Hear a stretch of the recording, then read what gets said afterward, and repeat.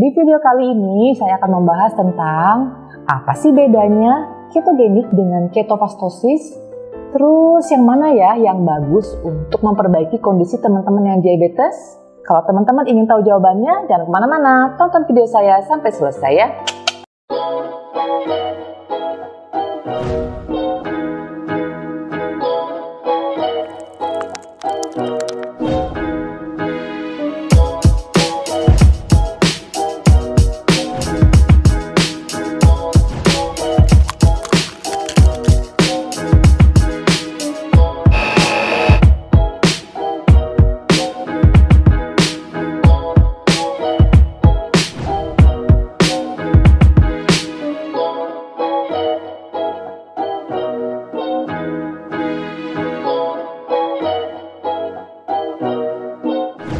Shumaila Cakes, kue rendah karbo yang enak.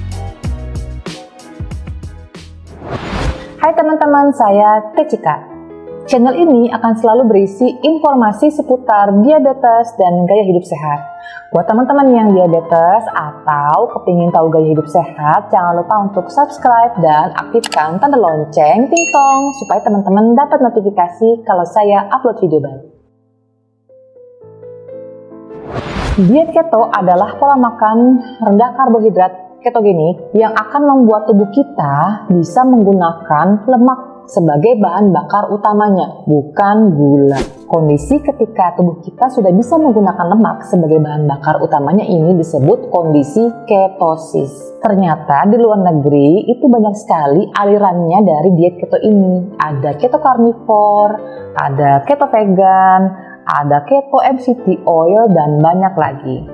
Sedangkan kalau di negara kita yang terkenal ada dua, yaitu ketofastosis dan ketogenik. Pasti teman-teman bingung kan? Kira-kira apa sih bedanya ketogenik dengan ketofastosis? Terus kira-kira yang bagus yang mana ya buat memperbaiki kondisi diabetes? Supaya teman-teman gak bingung, video kali ini kita akan bahas perbedaannya. Jadi nanti teman-teman bisa memilih kira-kira akan melakukan ketogenik atau ketofastosis kah untuk memperbaiki kondisi diabetes teman-teman. Menurut pendapat saya, ada beberapa perbedaan dari ketogenik dengan ketofastosis. Yang pertama, cara mencapai ketosisnya. Kemudian yang kedua, cara mempertahankan ketosis. Dan yang ketiga, tahap makan sayur dan buah. Yang pertama, cara mencapai ketosis.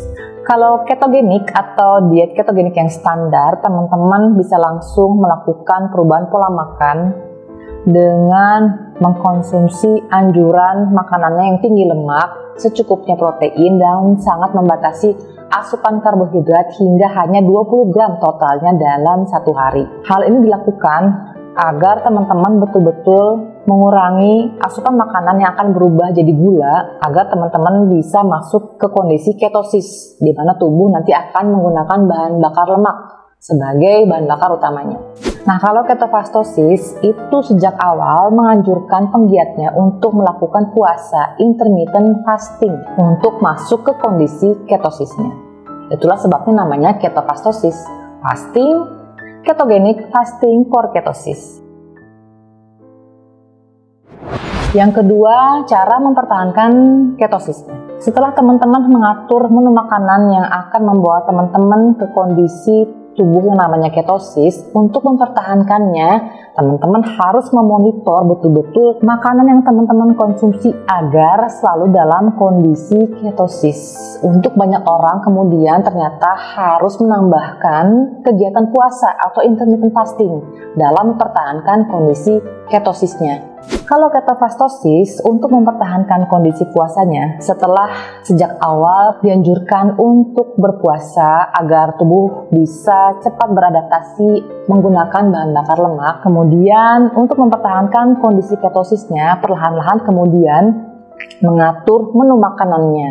Mengatur menu makanannya adalah di sini maksudnya memilih jenis makanan dan membatasi jumlah makanan yang akan ditambahkan dalam menu sehari-hari.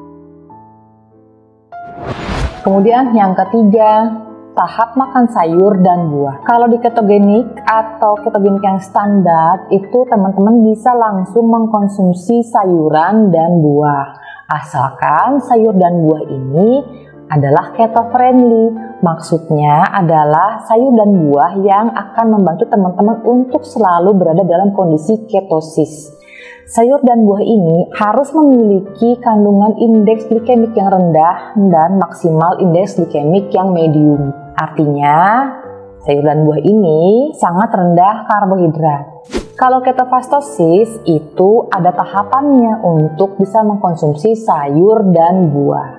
Dalam ketofastosis ada 3 tahapan atau fase yang teman-teman harus lakukan. Yang pertama fase induksi, di mana teman-teman harus mengkonsumsi hanya full hewani. Kemudian fase konsol. Fase konsol ini adalah fase di mana teman-teman bisa menambahkan sayuran dalam menu sehari-hari.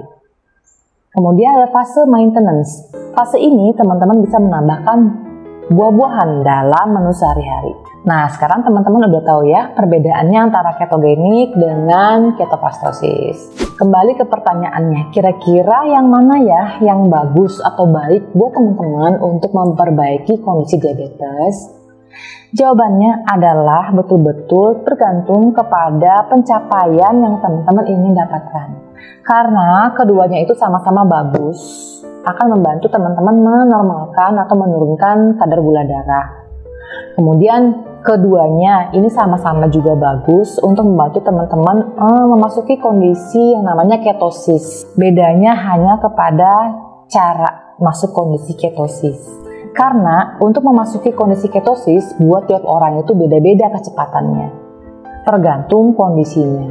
Ada yang butuh 3 hari, ada yang butuh 5 hari, bahkan ada yang butuh waktu berminggu-minggu untuk masuk kondisi ketosis. Kemudian kedua-duanya ketogenik maupun ketofastosis sama-sama boleh mengkonsumsi sayur dan buah. Bedanya cuma kalau ketogenik bisa langsung mengkonsumsi sayur dan buah asalkan rendah karbohidrat dan dibatasi jumlahnya. Sedangkan di ketofastosis ada tahapan-tahapan yang teman-teman harus jalankan, harus lalui. Teman-teman ikuti channel saya terus ya, karena saya akan buatkan video khusus tentang intermittent fasting dalam ketofastosis, kemudian fase-fase dalam melakukan ketofastosis. Demikian video saya kali tentang diet ketogenik dan ketofastosis. Semoga bermanfaat buat teman-teman semua. Terima kasih sudah menonton. Jangan lupa tuliskan di bawah kalau ada pertanyaan dan komentar, dan bagikan ke teman-teman lain yang mungkin membutuhkan. Sampai jumpa di video saya selanjutnya. Salam!